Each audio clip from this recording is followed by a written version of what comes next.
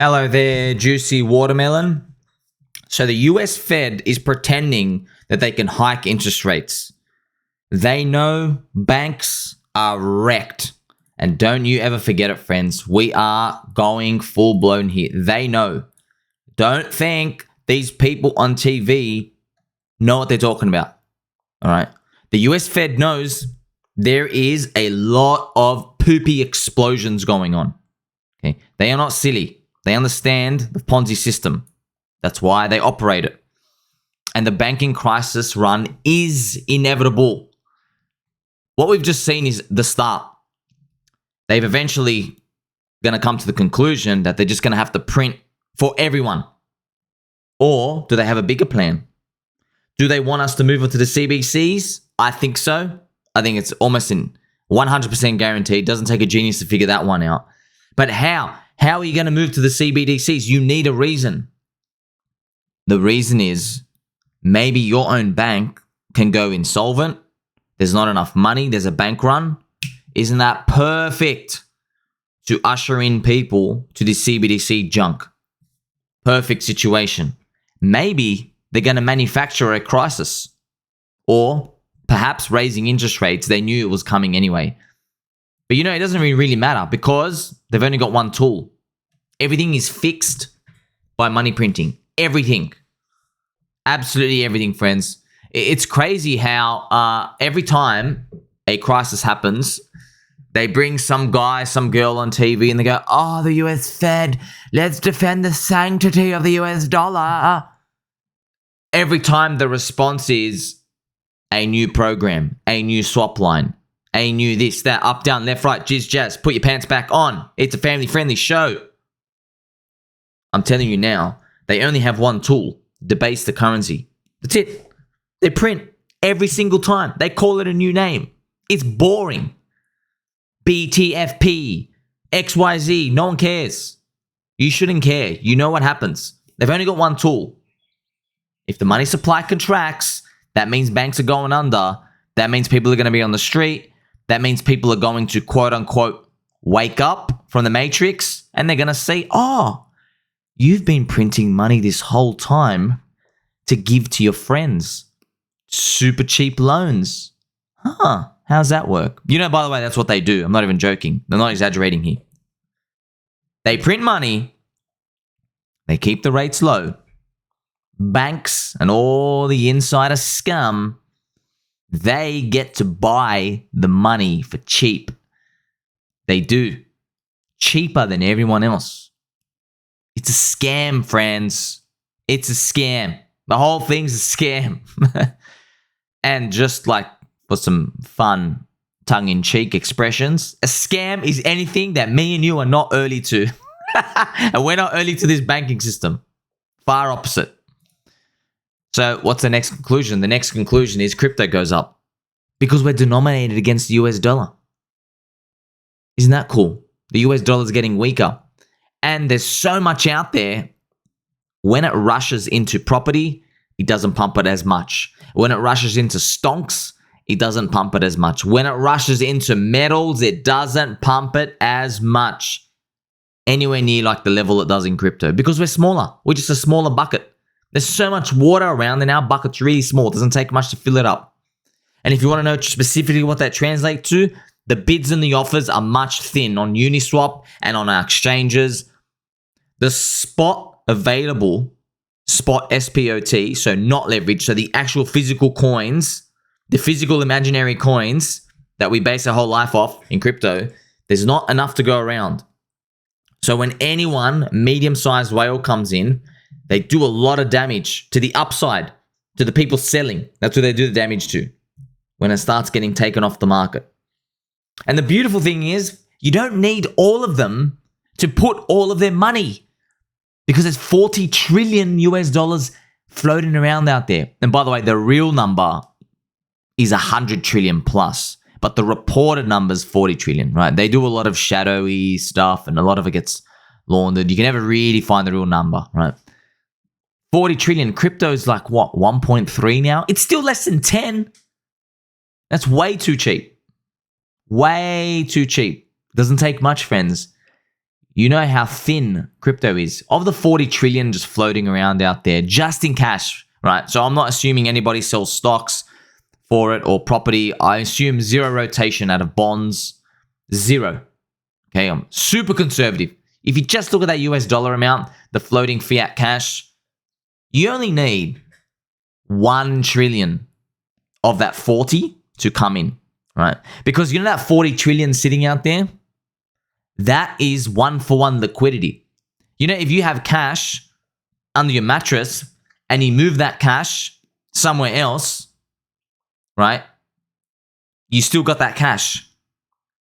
It's the same thing with the fiat. If you have money in one bank, if you have $1 billion in Bank of America and then you move your $1 billion to JP Morgan, it's the exact same cash. Doesn't matter. It can move anywhere. But when it wants to move itself into another asset, now you're going to have liquidity issues. If you want to store that $1 billion in a coin that can't take it, you're going to absolutely destroy the price to the upside, right? That's why a lot of them have to choose Bitcoin first. But still, you get the point. If everyone starts doing this, 1 trillion, friends, Bitcoin's bids, I think it's only got like 16,000 to Bitcoin on the offer, by the way. I'm not joking. Let's do this number. 16,000 Bitcoin, right? Let's say Bitcoin was like 25,000 or whatever it is. 400 million. That's nothing. Nothing for these big guys. They have free fiat floating around and they don't need to do much. Of that 40 trillion, they just need to put 1 trillion in. You have a huge multiplier effect when that happens. And never forget, right? Central banks, they're evil. They know what they're doing. But they're also really cocky. They're really cocky. And you don't blame them. I mean, they've been in power for so long and they're going to keep remaining in power for a long time. But at the end of the day, we know the people and the people will choose our dog logos and our JPEGs, right? And I'll put this picture of Jay Powell here, right? The chairman of the Federal Reserve. This is AI. You know, right? So firsthand, we saw how fast AI captured everyone's imagination. Bang. And these are just images. I'm blown apart about what these things are doing and creating. So it doesn't take a genius to figure out, well, someone even more smart is going to make a more cool, more imagination-inspiring AI think, application, whatever it is in the future. And it won't just be JPEG images. It's going to be something else, right? It's going to be crazy, friends. What if someone makes music? What if someone solves the formula of music? What if they find the way to make like entertainment shows? What if they find the way? There's so many things. What if they find a way to search the internet for content that you like? It learns what you like. That's where I think the future's going, by the way. You can basically buy a subscription to an AI. It'll watch and check out YouTube and Twitter videos, and it will show you exactly what optimizes for you, and it will bring you cool stuff, and it'll learn you better than you know yourself. You know, for example, sometimes on the YouTube algorithm, I remember years ago when I was testing it, I still remember how, let's say you just had a random like flu. You're like, okay, how do I fix, this flu? And they give you some instructions. Suddenly, you get like 8 flu videos. You're like, man, I don't want to look at that. I was sick last week. Stop showing me this flu stuff, right? You just click on one video and then suddenly everything pops up. Well, what I've noticed is, and by the way, YouTube had to do this manually. So the YouTube algorithm, YouTube's learned, sometimes when people go outside of their normal spectrum, they don't always want to be shown it a lot. It could just be a one-off interest, right? But that's YouTube's own algorithm trying to learn itself. That's not AI. Wait till someone makes an AI that can actually do this, friends. This is all going to be ushering in the new digital age, okay? These central bank copers, they got nothing. See how I've just inspired you with the imagination? That doesn't take much. If you've got 40 trillion out there sitting in all these collective banks, all you need is like 1 or 2 to have a punt at the future. And suddenly, we're way higher in value than now. So, why I love this, friends, I saw this picture come up recently, right? I specifically remember tweeting this Bitcoin bottom signal for everyone. Look, someone made this picture. Have a look at this. This gentleman, very smart, he said Bitcoin's price is going to negative. He made a rational argument why it's going to negative. I remember this specifically, and I was like, okay, that's it. I've had enough of this. I've had enough of this bottom signaling. I'm calling it right now. I can't take it anymore. I threw in the towel. At first, I was like, hey, man, traditionally, this is a bottom signal. I was saying all these cute different exploration type, imagination inspiring ways to say, hey, this is where you got to go in. This is actually a bottom. But no, when I saw this, I was like, that's it. Now the mittens are off and put them back on because it's pretty cold. Now the mittens are back on. Negative prices for Bitcoin. And he wasn't joking. He was saying it. I think it was on Joe Rogan's show. It's like, what? What? Hello. What are you doing? Go back to my tweet. I'm your friend and I'm calling the bottom. The bottom is officially in. Forbes have just released an article saying that Bitcoin could go to negative prices with a straight face. They also said that crypto is going down to zero because of carbon taxes. That's right, zero. So that was the argument. So you're probably thinking, negative prices sound so stupid. No. What they said is they go, well, the miners now have to pay a carbon tax. So Bitcoin can go to zero because they have to pay exponentially more tax on the electricity that they're producing, right? So it's funny. Obviously, you don't take this seriously now because the price is back up. But that's why I'm showing this to you now, friends. Your friend here made it in literally the beginning of the year, January, right? Have a look at this picture again. He did not know what was coming next, all right? It was doom and doom and doom, all right? It was just doom. There was no up. Everyone thought, yes, 10K, oh, yes. No one had this like me. I said, we're going to go up to the moon. No one had this. No one. And people who did, you didn't take them seriously anyway because I was just drawing it no matter what. They couldn't make a rational argument. They just drew a line up, okay? So smart people can make these, friends. Smart people can make these arguments, right? It's crazy. And don't forget at the end of the day, so you have the central banks printing. You have a bottom signal. So that's what, you know what a bottom signal is, friends? It means the bottom. The bottom happened. The bottom. Right? Means it's up only from here. But everyone's still in disbelief. Okay? Not enough people have realized that the bottom means it's time to go all in. If you're like a confirmation trader, it's actually time to go all in now. No one's actually realized that yet.